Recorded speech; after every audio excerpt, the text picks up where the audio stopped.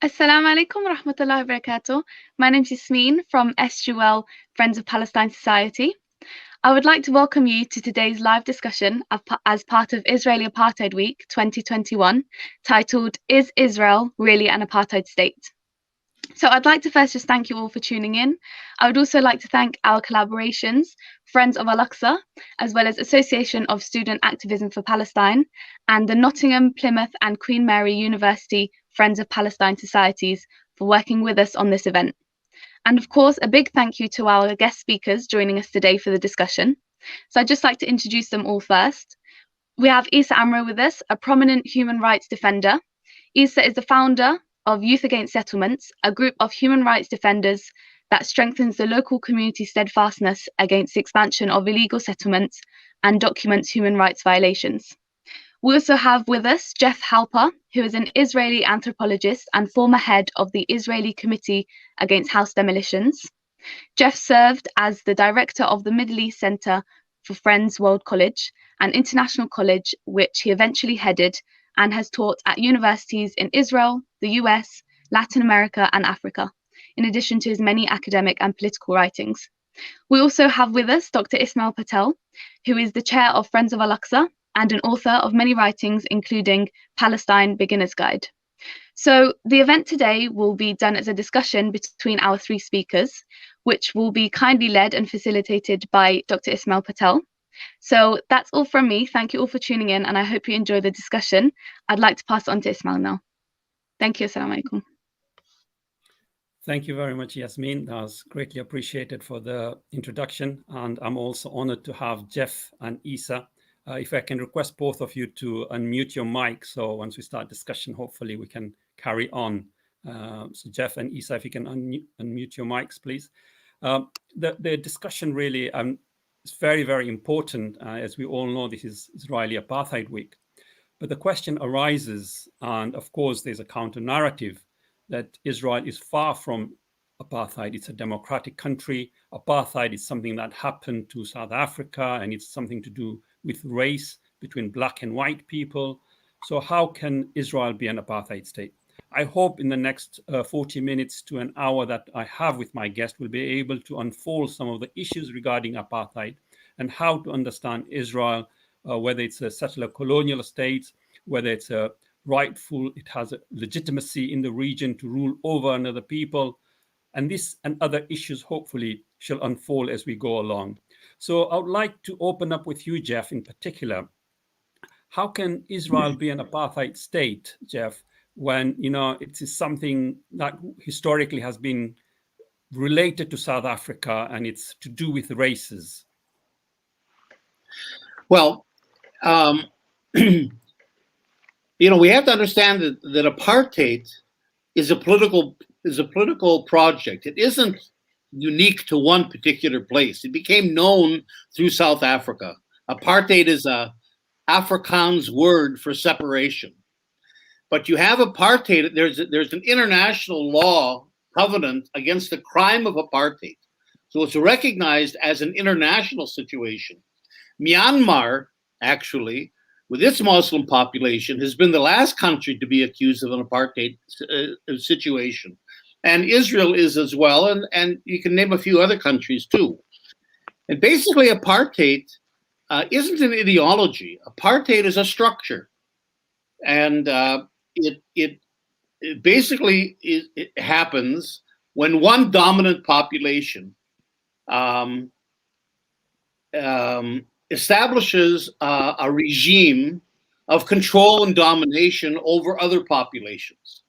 And the formal definition of apartheid has to do with legality. And that's why, it's so appropriate to Israel, because it means that there are separate legal systems for populations based on their race, ethnicity, religion. It isn't only race, like blacks and whites. That's what it was in South Africa. That's certainly not the case in Myanmar, and it's not the case here. Here, in Myanmar, it's more of a religious issue. Here, it's a religious, ethnic, and national issue. But basically, what you have here in Israel is a legal system in which Israeli Jews have, it's a democracy if you're Jewish, Israel.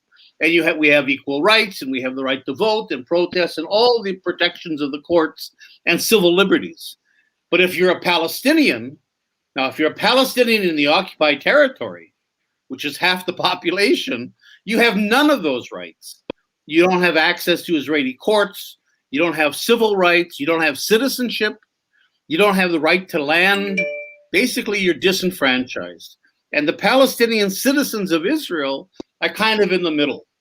You know, they have certain rights that Israel gives them, like voting.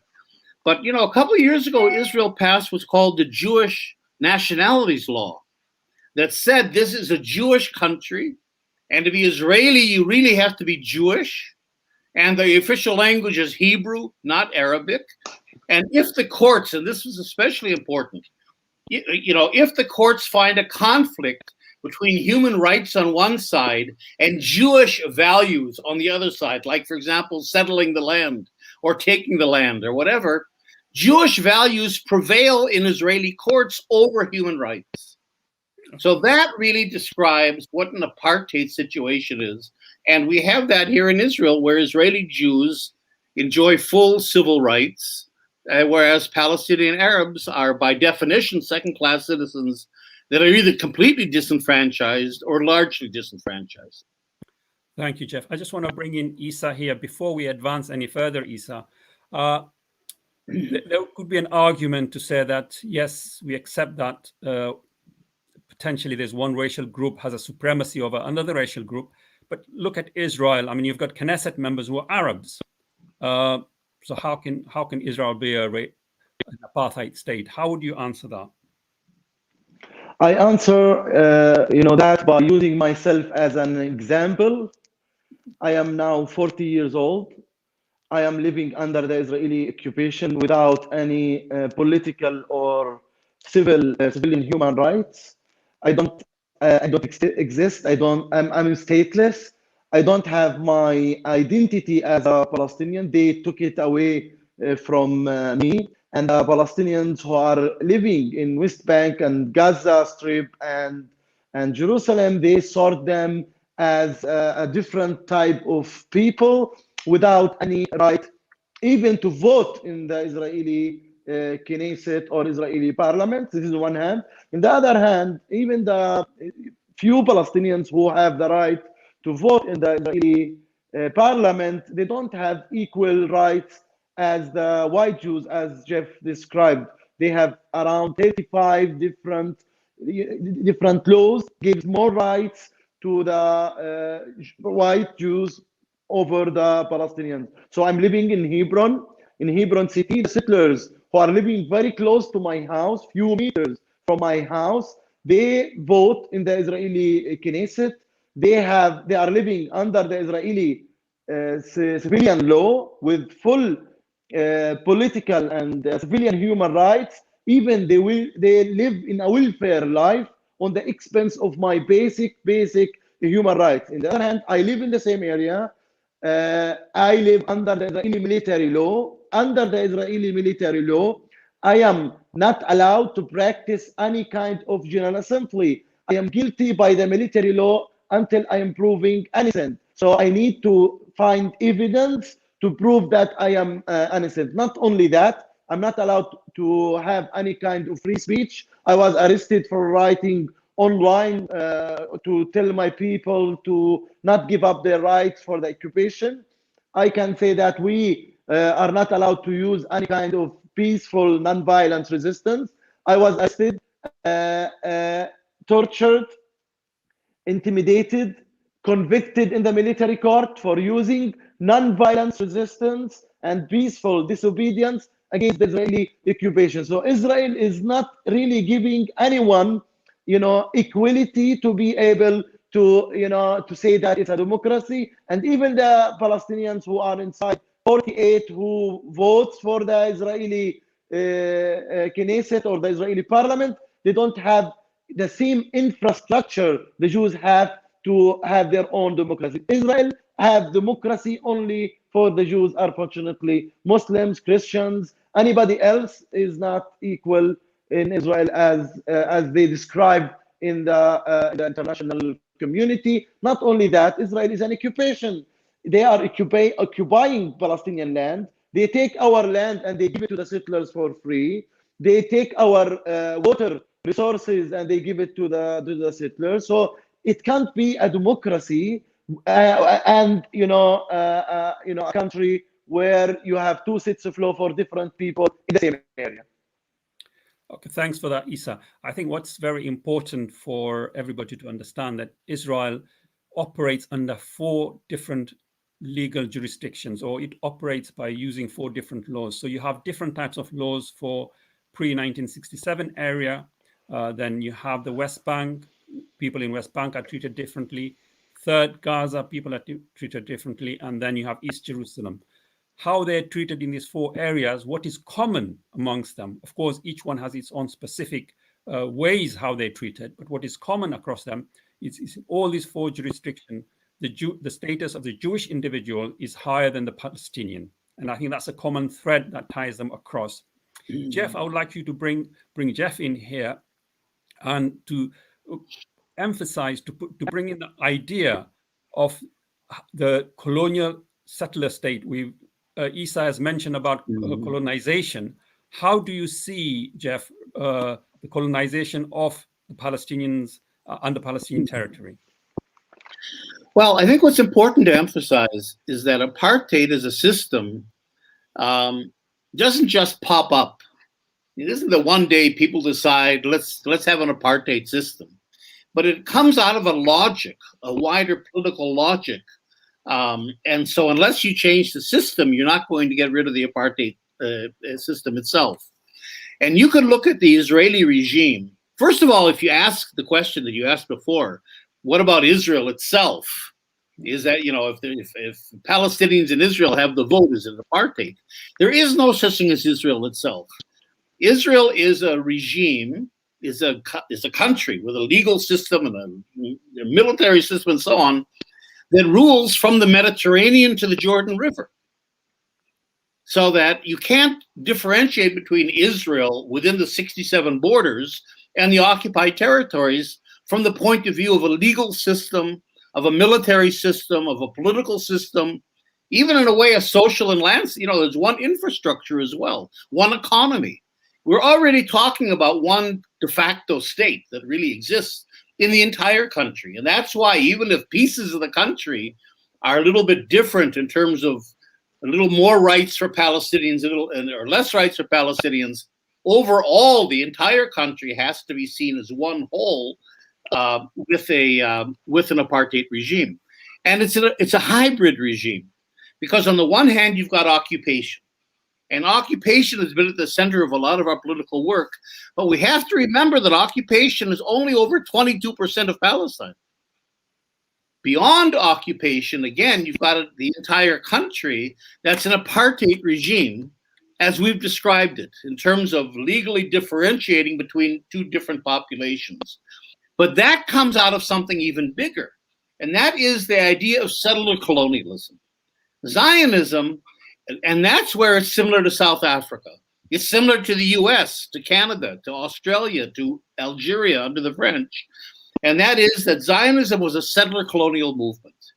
The Zionists came to this country and they were very upfront about it in order to take it over. They didn't come just to settle in the country like immigrants. They came as colonists to Judaize the country. That's a term we use.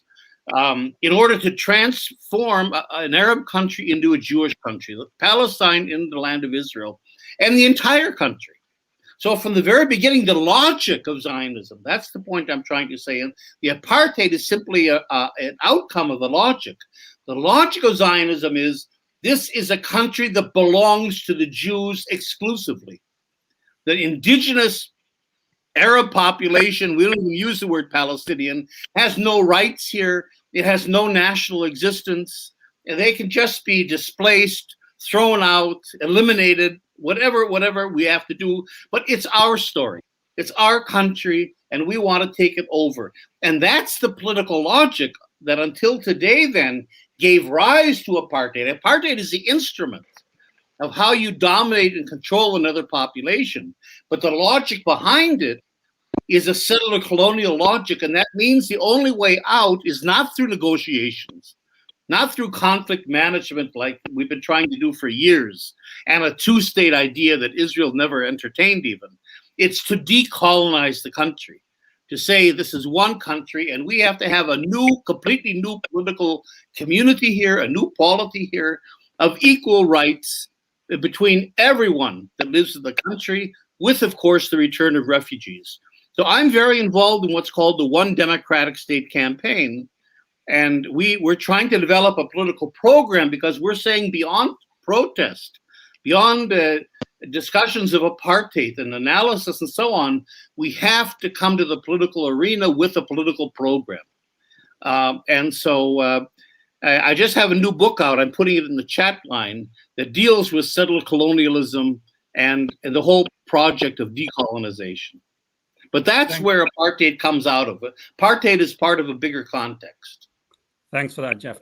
I just want to differentiate between settler colonialism and colonialism itself. And I think it's very important because that also helps us on the counter narrative or the decolonization aspect that Jeff has spoken about. Colonialism, classical colonialism, is a mother country going across around the world, occupying a territory, expropriating their wealth, their goods, subjugating the indigenous people, but forever thinking that that is a temporary hold for them until they can hold that region. And you have the end of colonialism mainly in the 40s and 50s. You have emergence of India, Pakistan, most of Africa, American states, where there's direct colonialism ended. Settler colonialism, as Jeff very well alluded to, is an idea of a different group of people, mostly emerging from Europe, settling down and trying to make that into their homeland.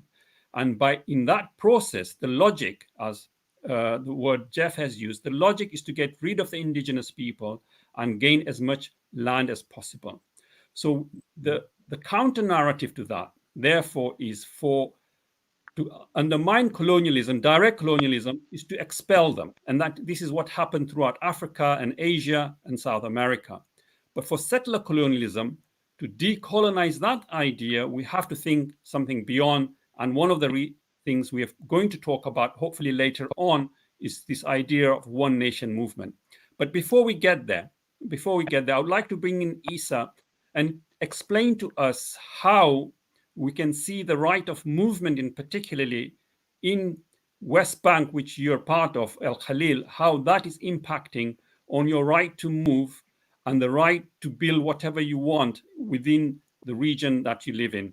Issa, if you can like to sort of explain to us on the ground what life is like living in the West Bank.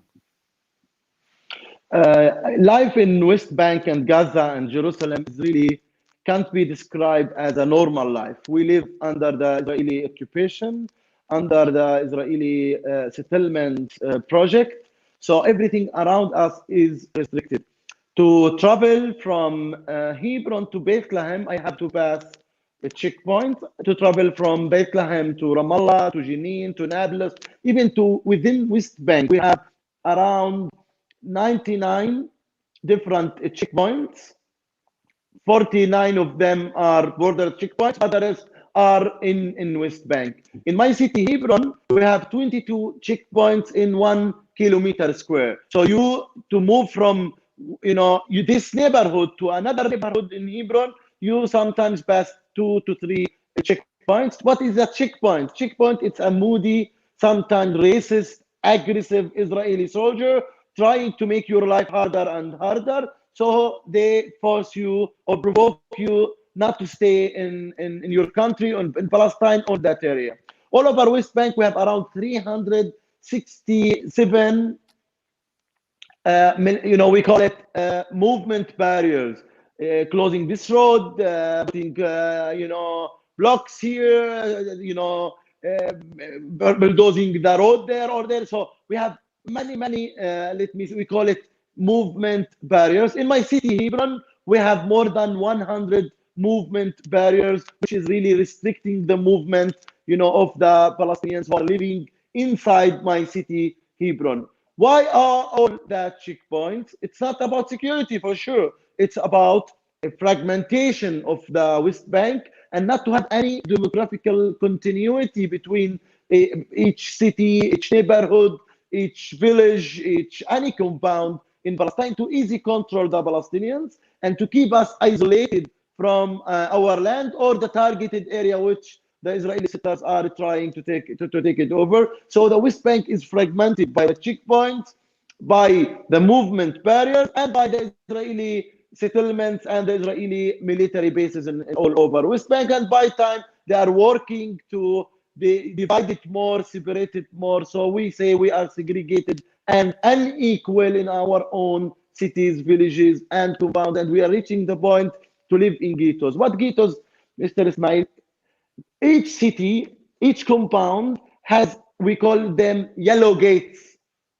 A gate, yellow, it's yellow. If you go all over West Bank, you see the yellow gates at the entrances. They close them whenever they want, and they open them whenever they want. Who are they who open and close? It's the Israeli military, and they do it only for control, for punishment, for any kind of training. We are training object for them, and we are even an election object. They give our land as a gift for the Israeli settlers, Israeli leaders. You don't tell them that we promise you to make development in Tel Aviv. No, they tell them, okay, we develop the settlements in Hebron. We take the Palestinian land and give it to you. So this is what they do. I want, because there are students who are mainly who are watching us now and listening to us, I like that the students read a position paper was published by Patel, the Israeli Human Rights Center, and it described that Israel is an apartheid state from the river to the sea.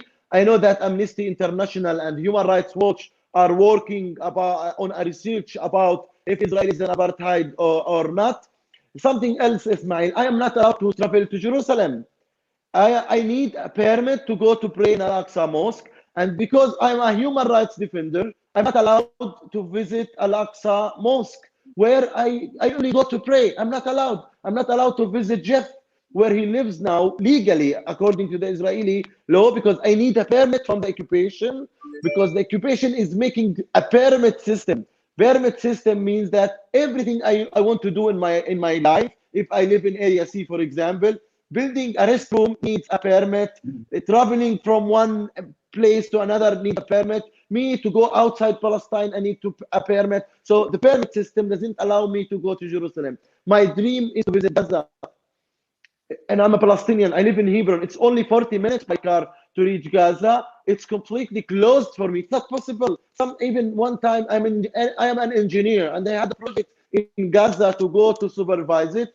I lost that supervision opportunity because the occupation didn't give me a permit. In the same way, the people who are living in Gaza, they don't go outside Gaza. The Gaza is sieged. Hebron is completely closed. West Bank is closed. West Bank, that is the life. It's built on restriction. Imagine that as someone studying in the university, that you have much more restrictions on movement, on opinion, on identity than the other students. Imagine that some students, they have more rights in the university, not based on how good they are in their studies, but it's based because they are white, or they are originally from that country, or because they are really, according to their religion. So this is what is happening in all over West Bank. Even the term apartheid is not enough. It's segregation and separation and restriction and the human rights violation. So it's all in one. In Hebron city, for example, certain streets are for the Jews and other streets are for the Muslims. Other streets are for those people and that people. And it's all divided, fragmented. Why? Because Israeli occupation is going on with their ethnic cleansing plans, that the Palestinians leave their land, leave their country, and as Jeff said, it's about Judaizing, West Bank, about making it, move the Palestinian identity of West Bank, Gaza, and Jerusalem, and even, the Palestinian identity doesn't exist at all. We as Palestinians, we are saying we want only equality. We want equality, we want freedom, we want justice and self-determination, which the international law gave it to us.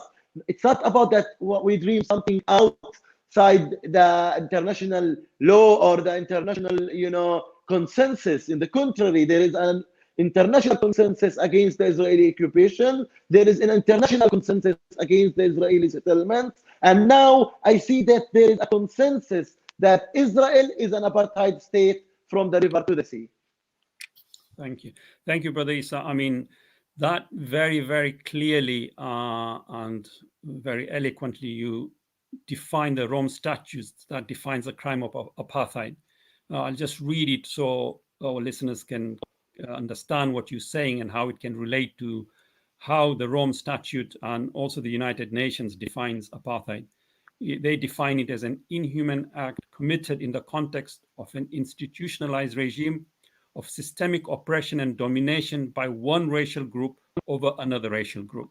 And I think what we've heard from Issa very much sums up this or fits into this definition.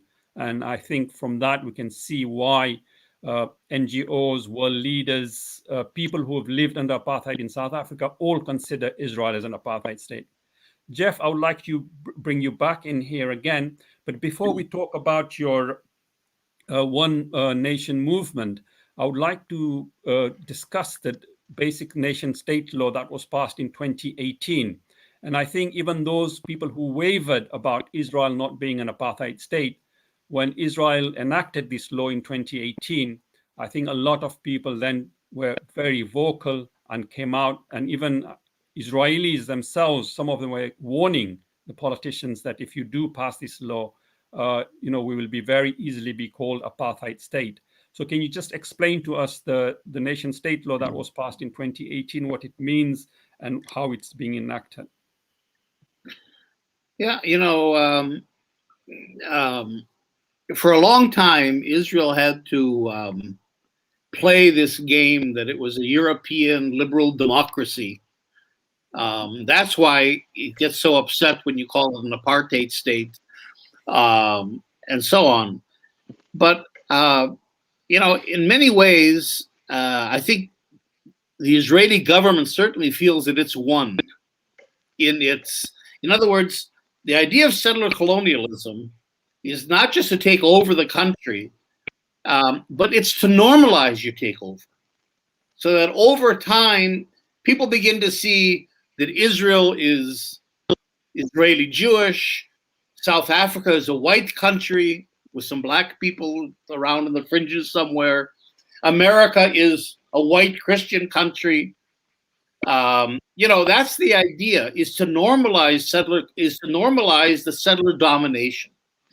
And Israel's tried very hard. That's where its programs of hasbara, of PR, become. It's very, very skilled at doing that. And Netanyahu is skilled at doing that. So it's played this game all the time of trying to cast the Palestinians as terrorists.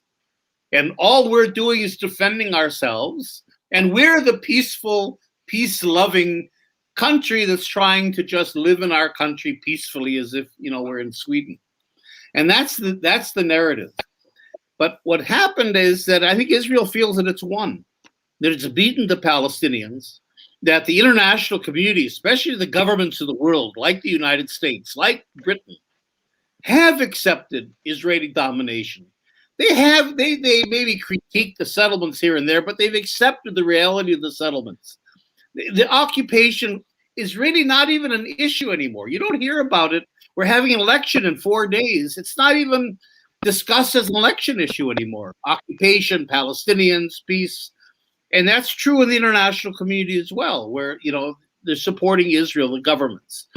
And so I think the Jewish nationalities law simply reflects the fact that Israel now feels confident enough in its control, in its squelching and marginalizing of the Palestinians, and in its normalizing of the idea that Israel is a Jewish country. And by Israel, it means the whole country to the Jordan River, that it can begin to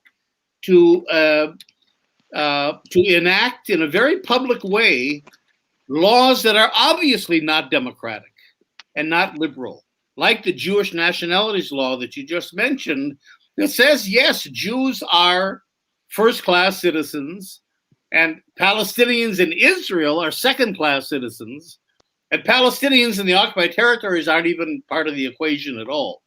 And like I said, it has to do with language and culture. It was largely symbolic, but not entirely, because the importance of it, in my view, is again this legal dimension. The fact that one of the big problems of the right wing in Israel is the legal system here, including the Supreme Court, that it gives a little bit of a liberal hue to the whole thing. The Supreme Court, that our professional lawyers and judges have to some degree take into account human rights, and that really bothers because obviously apartheid can't be reconciled with human rights. So what the Jewish nationalities law did was basically neutralize human rights as a consideration for judges, and it freed the judges to make their decisions based on simply Jewish or Israeli interests rather than on the legal interests that they had to before. And that's a very serious thing.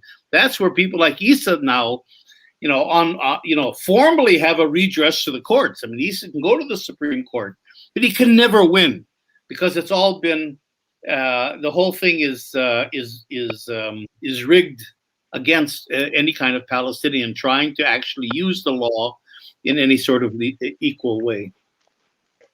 Thanks. I mean, the nation state law, obviously, it allowed for preferential treatment to the Jewish community, not only to the citizenship itself, but to housing, settlement, land, language, and even culture. I mean, the fact that marriage too.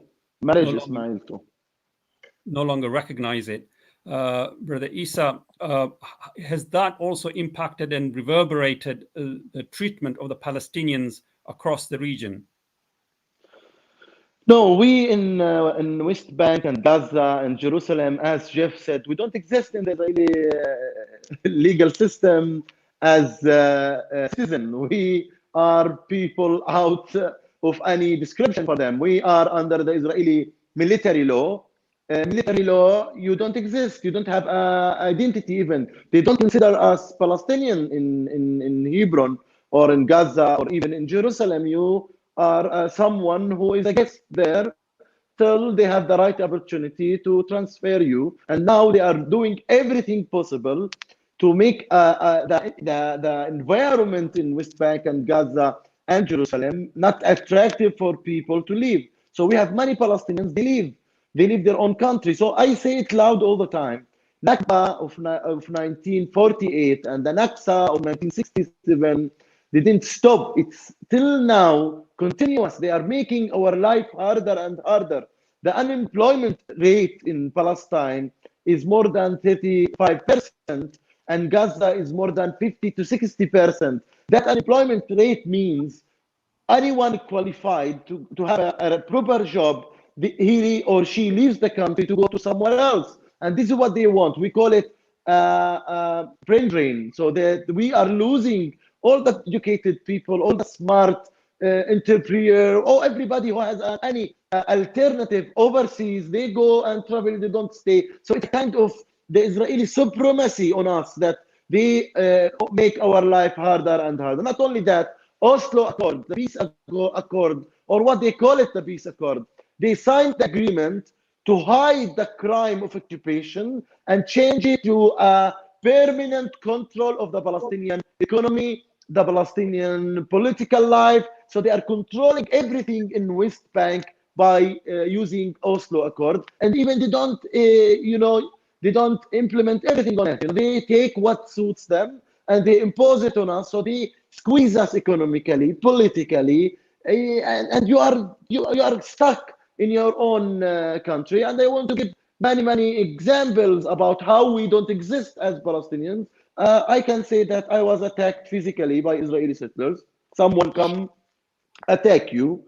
It happened to me 2010. I want to use this story. A settler came attacked me. He claimed that I attacked him. He has higher legal status than me. I was arrested, beaten, tortured, and after 10 years, I was convicted in the Israeli military court that I attacked him. Why? Because it's the Israeli legal system. It doesn't see my testimony valid against settler testimony, who's a Jewish white Israeli who has all the political and civilian and legal rights to stay in our own country, and we as Palestinians don't exist. Not only that, development. This is something very important. Economical development. Israel, as Sarah Roy, she's a Jewish Harvard scholar. She wrote a book, you can Google it, development.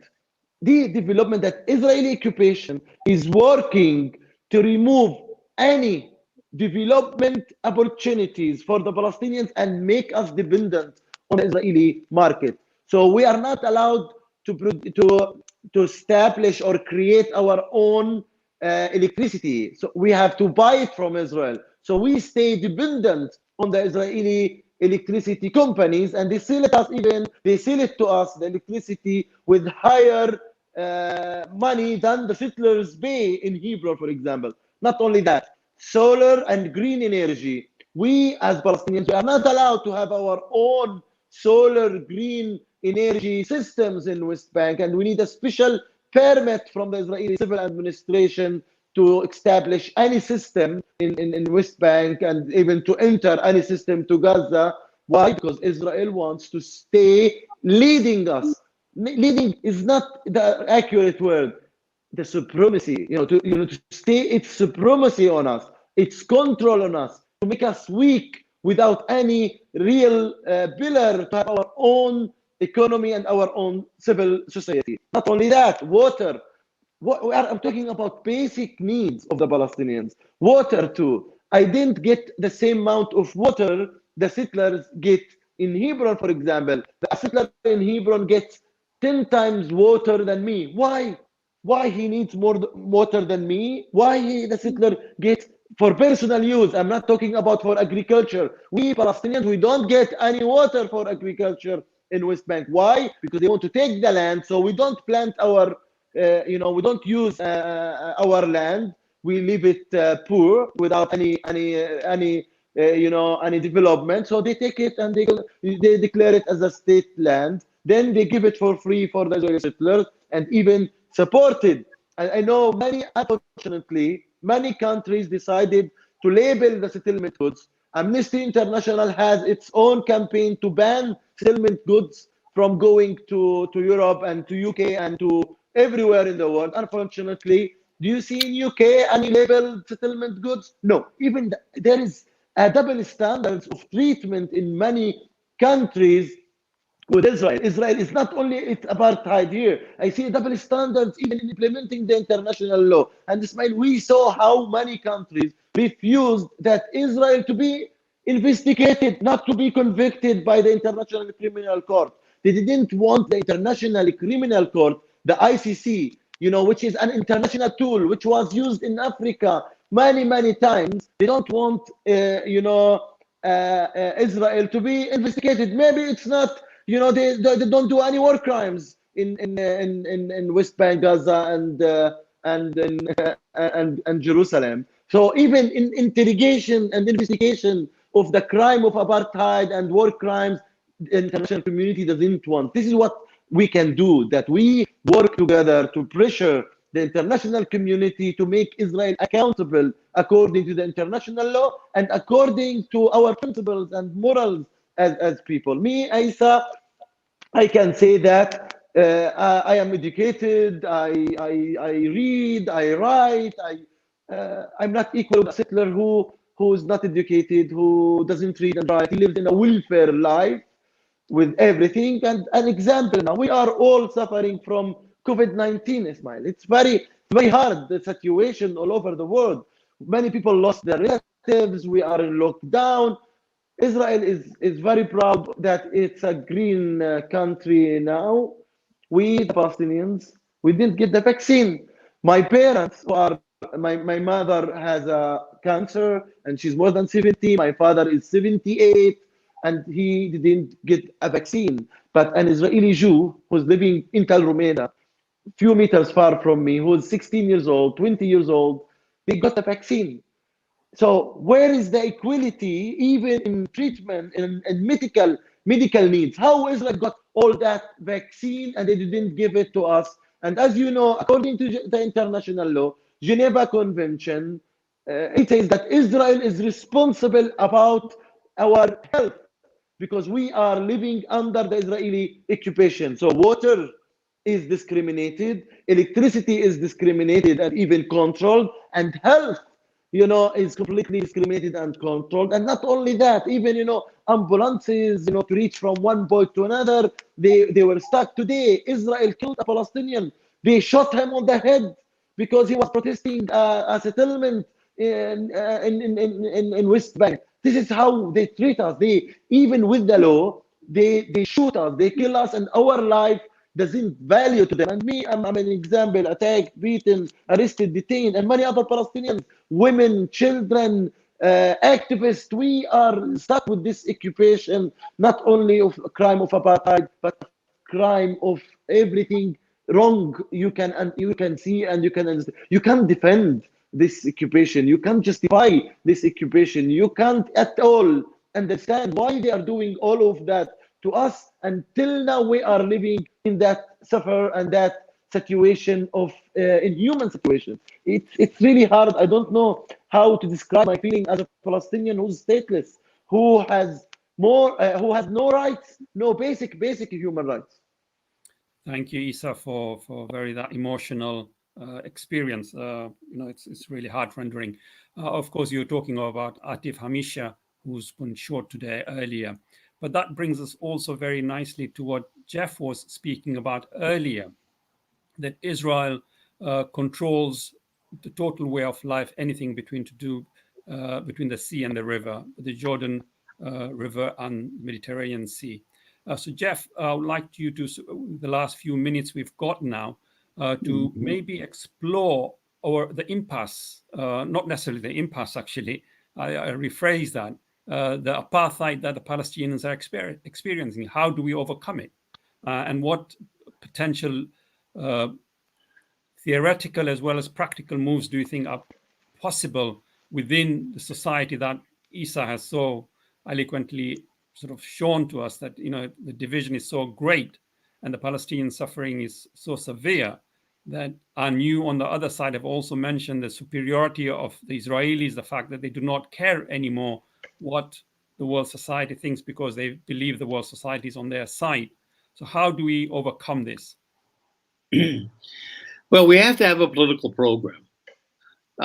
You can't be in a political struggle without an end game.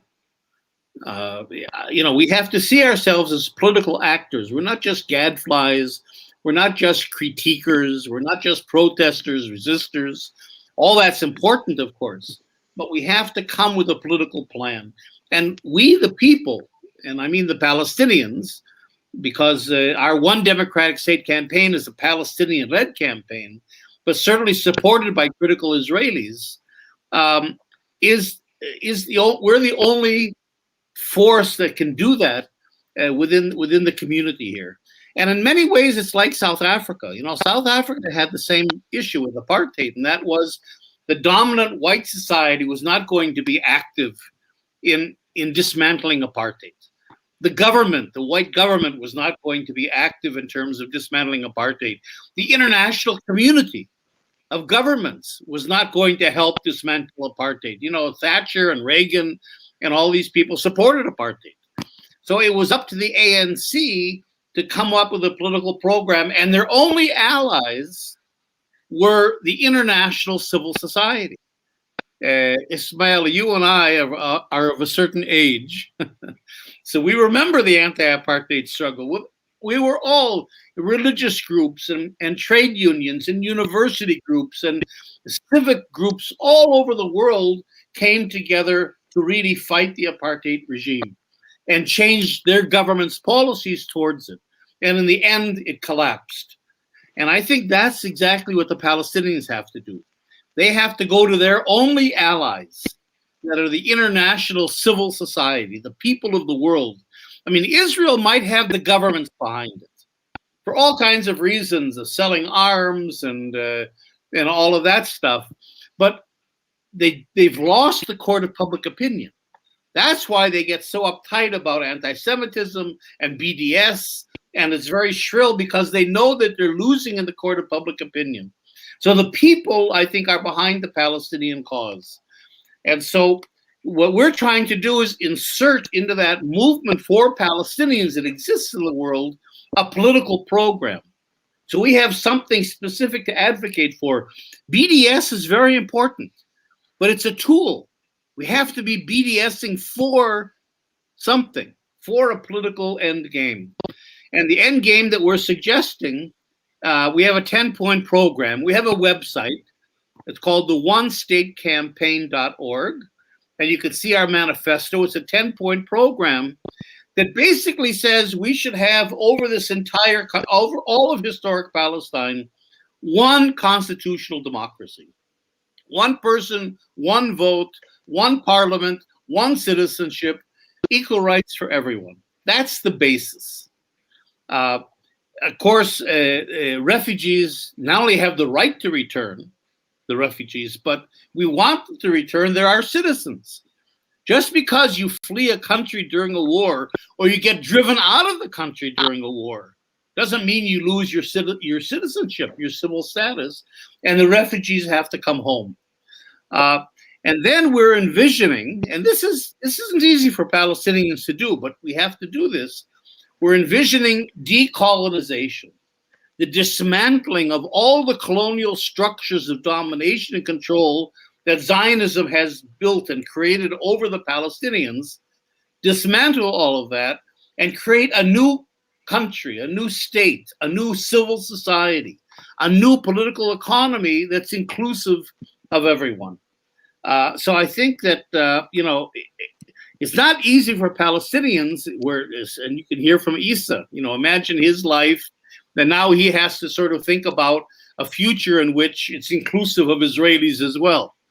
It's not easy, but that's the problem, in most settler colonial situations. I mean, Algeria is an exception.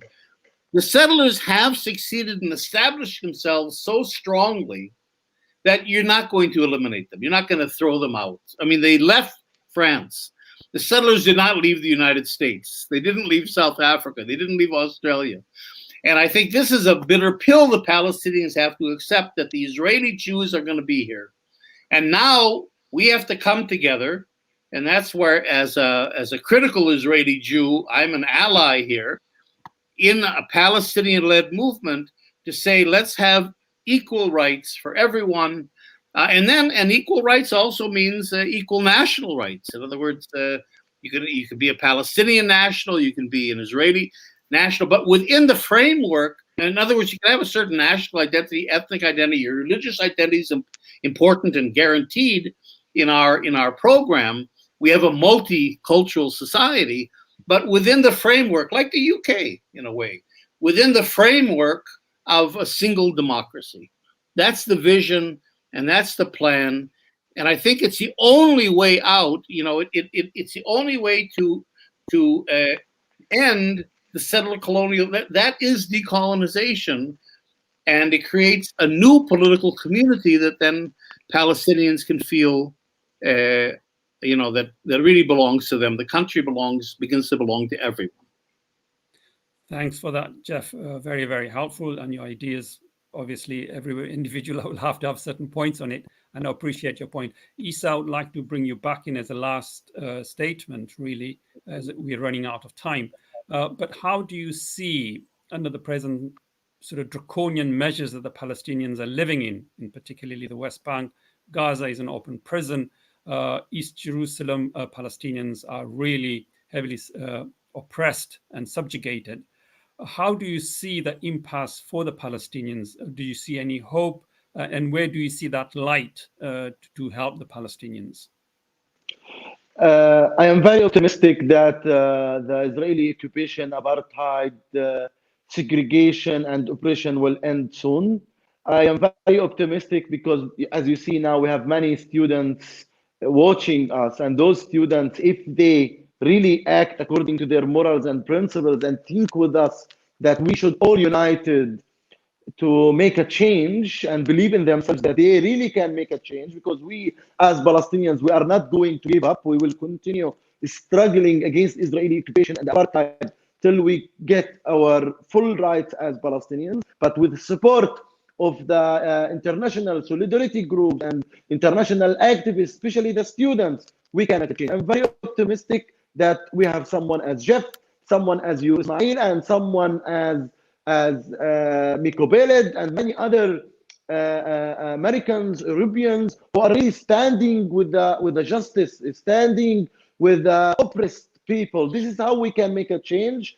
I think that we need to focus now on making the Israeli occupation suffer from the occupation. So to create plans and be creative, plans, actions, tactics, campaigns to increase awareness in our communities and to make the community act and do concrete actions, especially governments and politicians, concrete plans to make the occupation more expensive on the occupiers. When we have equal, let me say, power, we can sit together and have a real solution for the situation now. But we as Palestinians, we are defending now what is left because they want to take it over. The occupation they didn't stop, they want to take over. So we want the people who are now watching to be organized. You have many groups in the UK and in the world. You can be part, you can be member, you can support those organizations. So they have a lot of activities in Palestine. So I want to say that the end of the occupation, it's a matter of time, but let's speed it up and make it less of suffering of the Palestinians who are living in Gaza, West Bank, Jerusalem, and we should not forget our brothers and sisters who are refugees, especially in Lebanon, Jordan, Egypt, Syria, and all over the world. This is how we can make a change. Be united, be on the right side of the international law, and implement it 100% on Israel. Thank you, Issa.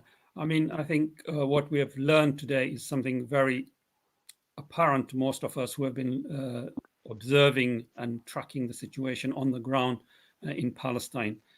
Most of us have a high moral ground, and I think that is something that you should take home message with, that what you're trying to do is dismantle an apartheid system, and that is what we should aim for and focus upon, that the injustices that is being carried out by the state of Israel are unacceptable, and we want parity between every individual in that region.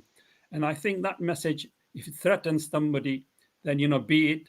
But as individuals who are acting and working towards that, I think should be able to hold up their heads high and be bold enough and eloquent enough to be able to articulate that in any circle that you are in.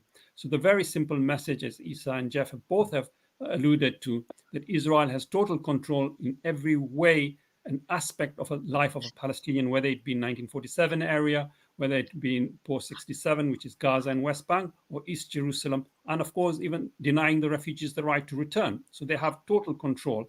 And it is that control, the supremacy of one group of people over the other, and that is so unjustly being exercised, is what we have to challenge. And I hope with those messages, you can take this home with you and work towards making a wider and a greater civil society who can bring about a change for not only the Palestinians, but if our governments also act morally and ethically, then our foreign policy will also have acquired a higher moral ground and something that we all be proud of. So Jeff and Issa, thank you very much for joining us, and all of you participants who have joined us together today, thank you very much. And I hope that this has been beneficial to you as it has been to me. Thank you very much. Assalamu alaikum. Thank you for having us. Thank you. Thank you very much.